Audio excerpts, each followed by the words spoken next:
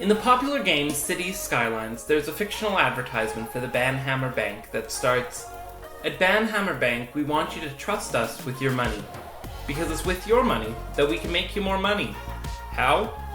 They then go on to explain a variety of confusing metaphors to try to hide the ways the bank make money. While funny, banks aren't that complex. While from the outside it may seem weird that banks can just take your money and seem to magically make more money, within a network of loans, investments, user fees, and more, the truth is much simpler than it seems. Today, welcome to Banks, as we talk all about banking and how banks make their money. First, let's go back to the very beginning of banking. While loaning and lending took place for thousands of years, and the Knights Templars brought in a very simple version of the kind of banking that we know today during the 13th century, modern banking is typically seen as coming from Italian banks of the Renaissance. The oldest still surviving bank is the Banca Monte dei Paschi di Siena. Sorry if I mispronounced that, which founded in its earliest form in 1472. MPS, along with many other Renaissance-age Italian banks, created systems that evolved into the modern banking practices that we see today.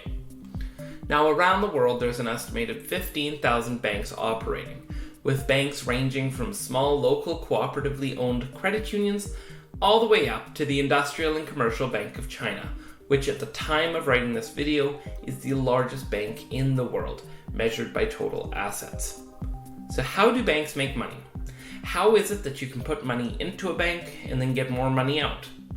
I think that it's important to know all the ways that banks bring in money so you can use your understanding of their structures to ensure that you're profiting the most that you can. The first method is loans. In the most simple terms, the bank will give a customer, a lendee, a set amount of money, and the customer would pay that amount over a set amount of time, plus a little bit more, called interest. Where do banks get this money from? From you! By putting in your money into your account, the bank may then use that money as principal to give loans to other individuals. That's one place that you get your interest from for your savings account. Speaking of savings accounts, that brings us to the next way the banks make money. Most accounts that a bank offers has fees attached to them. Sometimes there is a general monthly fee that you must pay in your account. There are also other fees like overdraft charges, return deposit charges, or minimum balance charges.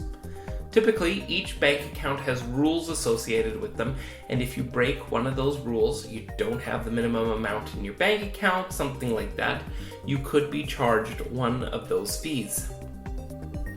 While the fee itself may not be that much, these little dollar charges here and there definitely add up.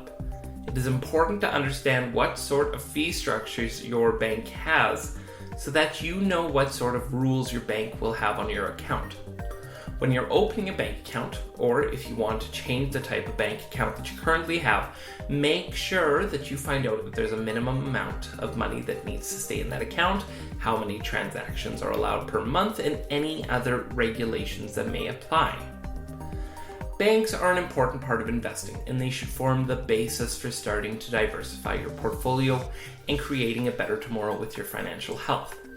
There are trained staff there who are there to answer your questions, enable you to find the products that work for you. But remember, banks are also businesses. They are there to make money. Some banks will prioritize the bottom line and providing returns for the shareholders. An example of this is the Wells Fargo account fraud scandal, which erupted in 2016 and is still creating ripples in the financial industry today. Shop around. Find a bank or credit union that has the right services for you and your needs. As with most things with finances and investments, the priority that you should always remember is to make sure that you're doing your homework, that you're researching everything thoroughly, and that at the end of the day, you're signing with products that you believe in. I would like to thank you for watching this episode about banking. Please like and share this video and subscribe to All About the Money. A link to our channel's Patreon can be found below in the description.